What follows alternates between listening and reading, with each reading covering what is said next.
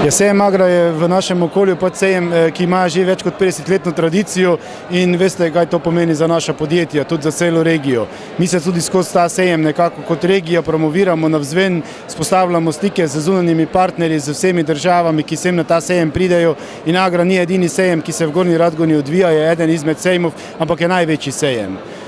Na tem sejmu so prisotna predvsem živilsko-predelovalna podjetja, kmetijstvo, ampak kar se pa tiče nekih gospodarskih stikov, pa navezujemo stike z ostalimi regijami po celi Evropi, po celem svetu in nekako si želimo, da ta sejem se razvija še naprej, da ohrani to, kar je sedaj in da zraste še tudi v bodoče.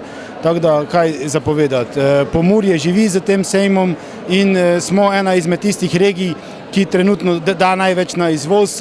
Statistični podatki tudi kažejo, da naša regija je ena izmed redkih regij, ki povečuje izvoz v tuje države in nekako si želimo tega izvoza čim več. Pa želimo izvažati, nas pa morajo druge regije prepoznati in sejem je ena izmed ključnih priložnosti, da nas te regije tudi spoznajo doma na našem terenu.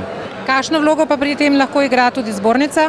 Zbornica igra ključno vlogo v povezovalnem delu, nekako skozi leto, ko nadaljujemo neke tuje partnere, vedno pravimo, če drugje se dobimo potem jeseni na našem sejmu in predvsem partnerji iz južnih držav radi pridejo na naš sejem, so vedno prisotni kot regije in marsikateri dober posel se je že zgodil tudi preko sejma.